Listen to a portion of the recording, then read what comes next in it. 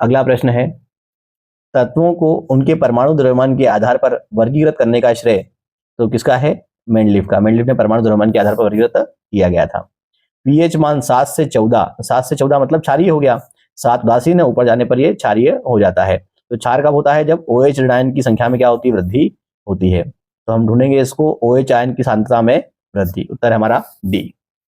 अगला प्रश्न है, आधुनिक आवर्त सारणी में धातुओं को कहाँ रखा गया है?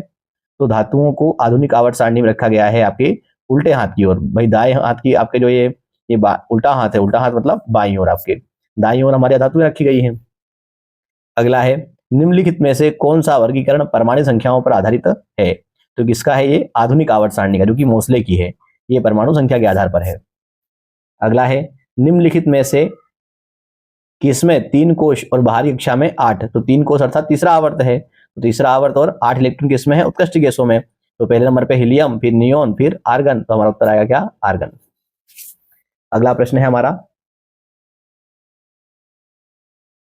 हमारा, न्यूलैंड के आवर्ती वर्गीकरण में 10वां तत्व निम्न में से किसके जैसा दिखता है? तो न्यूलैंड ने कहा था कि पहला तत्व 8वें के जैसा है। तो पहला 8वें के जैसा, दूसरा 9वें के जैसा और तीसरा 10वें के जैसा। तो हमारा 10वां कौन सा रहेगा? तीसरे के समान रहेगा। अगला है, आधुनिक आवर्त सारणी में एक टेढ़ी मेढ़ी रेखा किसे अलग करती है? तो आधुनिक आवर्त सारणी में जो टेढ़ी मेढ़ी रेखा अलग करती है वो करती है धातुओं को अधातुओं से। अगला प्रश्न है, तीसरे आवर्त में तत्वों के कक्षों की संख्या। तो भाई पहले आवर्त की कक्षा पहली होती है, दूसरे में दूसरी होती है, तीसरे में 3 कक्षाएं होती हैं। अगला है, न्यूलैंड के ऑक्टेव के नियम अनुसार प्रकृति में कितने तत्व मौजूद थे? तो हमारा इसका जो सही उत्तर है वो है 56 तत्व क्या थे? हमारे मौजूद थे। देखिए अगला प्रश्न है हमारा, निम्नलिखित में से डॉबरिनर त्रिक का तीसरा सदस्य जिसमें लिथियम और सोडियम है। तो आप देखिए लिथियम, सोडियम और ये पोटेशियम, तो ऐसा हमारा सीक्वेंस आएगा। तो सही उत्तर क्या आएगा? यहाँ पे पोटेशियम है। लिथियम और सोडियम है और तीसरा क्या आएगा हमारा? यहाँ पे पोटेशियम। अगला है, आधुनिक आवर्त सारणी में तत्वों को किस आधार पर व्यवस्थित किया गया? तो यहाँ पर बढ़ती हुई परमाणु संख्या के क्रम में क्या है? परमाणु संख्या वृद्धि क्रम में क्या है? व्यवस्थित किया गया।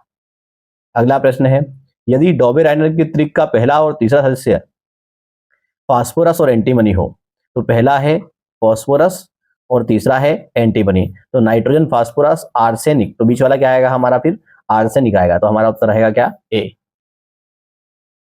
2 या अधिक तत्वों के योग से बनता है।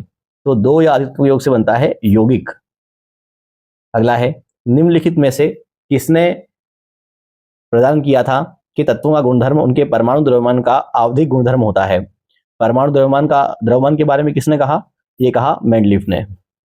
अगला है, आधुनिक आवर्त सारणी में पहला धातु तत्व क्या है?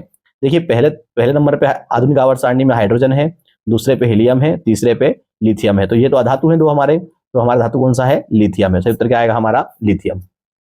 अगला प्रश्न क्या है, निम्नलिखित में से कौन सा तत्व मेंडलीफ की आवर्त सारणी में से ईका एल्यूमिनियम की जगह लेता है?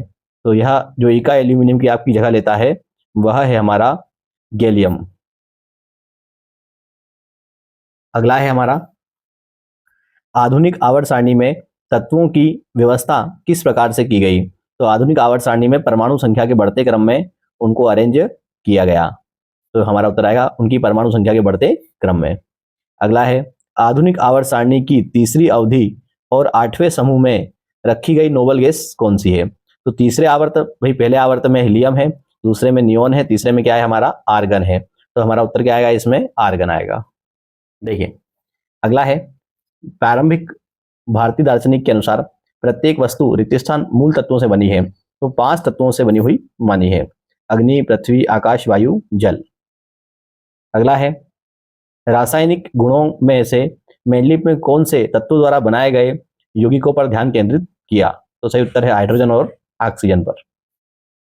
अगला है प्रश्न हमारा, निम्न में से कौन सा एक बॉर्डर लाइन तत्व नहीं है? तो यहाँ पे जो हमारा बॉर्डर लाइन तत्व नहीं है वह है बिस्मथ। अगला है, संक्रमण तत्व क्या होते हैं? तो जैसे आप किसी भी संक्रमण तत्व का इलेक्ट्रॉन विन्यास निकालें, मान लीजिए स्कैंडियम लिया हमने, तो स्कैंडियम का परमाणु क्रमांक होता है 21, इलेक्ट्रॉन आता है 1s2 2s2 2p6 3s2, 3p6, 4s2 और 3d1, अर्थात बाहरी कक्षा भी खाली होती है और उसके अंदर की कक्षा भी क्या होती है, खाली पाई जाती है। तो यहाँ पे क्या आएगा, जैसे कौन सा सही है इसके अंदर, इन वह तत्व जिनके दो बाहरी सेल कैसे होते हैं, अधूरे होते हैं। तो जिनकी दो बाहरी कक्षाएं खाली होती हैं वह क्या होते हैं, हमारे संक्रमण तत्व कहलाते हैं।